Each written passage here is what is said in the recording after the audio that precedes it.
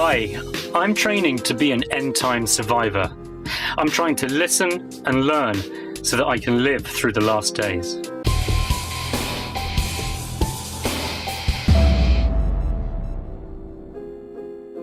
In the movie The Matrix, Morpheus says something rather interesting. The Matrix is a system, Neo.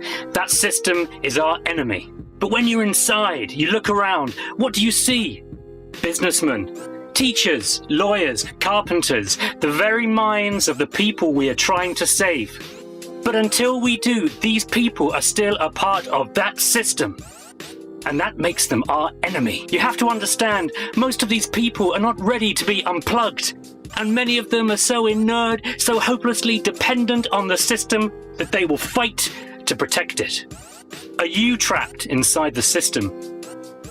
Ask yourself this. Would I continue in the job I now have if I were not paid for it?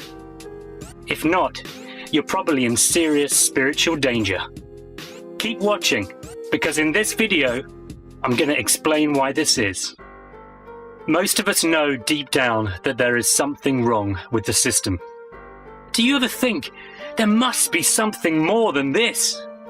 Yet we stay where we are because we think it's impossible to live without what the system offers. We think that a bigger paycheck will fix all of our problems. Well, this is exactly what the system wants you to believe. I'm not here to condemn all the good being done in the world. I'm just here to question the motives behind everything that's being done in the system, whether the actions themselves are good or bad. The bottom line is that what makes the system function is people choosing to work for money. You've probably heard the saying, the love of money is the root of all evil. Your current job may be a good one, but if you wouldn't do it without being paid, then you need to see that your ultimate motivation is not a good one. Until you accept this truth, you're going to be severely limited in your ability to provide real solutions to the problems of the world. Why is this? Because the love of money is the root of all the problems in the world. Until we deal with this root in our own hearts, we are complicit with all the problems that stem from it. Now here's where we need a dose of real honesty. If we try to convince ourselves and others that we can change the system from the inside, we're just deceiving ourselves.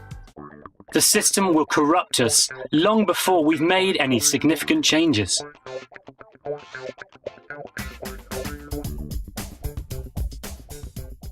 Helping people is crucial, but the way to truly help someone is to break them free from the system of financial slavery. This will help them both now and in eternity. We can't set people free if we're not free ourselves, if we're agents working for the system. Jesus said that it is impossible to serve two masters at the same time, and that we need to make a clear choice between working for God or working for money. He didn't say that the choice would be between having a respectable job, like teaching or nursing, or having a less respectable one, like being a loan shark or an executioner. Now check this out. Revelation 13:16-18 predicts the arrival of a world leader, the Antichrist, who uses the economic system as a matrix of servitude, branding people with a mark in their right hand or forehead, without which they can neither buy nor sell. The Bible says that this leader will be accepted by the world through all the good that he does, bringing peace, prosperity, and stability to the world before his mask comes off. During the Antichrist's reign, good, law-abiding citizens will continue to be paid to perform surgeries, teach children, and run charities and other services. However, there is a strong warning that God's wrath will be poured out on anyone who accepts his mark. You may question why a loving God would pour out his wrath on good, law-abiding citizens. But perhaps we're not as good as we think we are. Unless we are willing to unplug ourselves from the system and work for a different motivation, then any good that we do needs to be seriously questioned for our own good. In the Revelation, Jesus said that it is better to be cold than to be lukewarm. In other words, we may as well be totally sold out to money and sin than to be lukewarm, hiding our mixed motives and self-righteousness under the guise of respectability.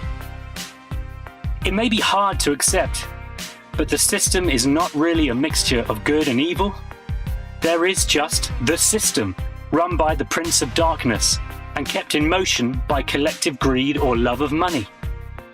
We have to choose. Either we work for Satan and Mammon, or we break free of his evil system by trusting that God will look after us while we build his kingdom of faith and love instead. Has this video provoked a strong reaction in you? We hope so. The truth is uncomfortable, but it's what we need to hear. Please subscribe to stay up to date with all the videos we'll be uploading on this channel over the coming weeks. For more information on this topic, check out the link in the description below the video. And click here to visit the End Time Survivors Forum, where you can discuss this video and other topics.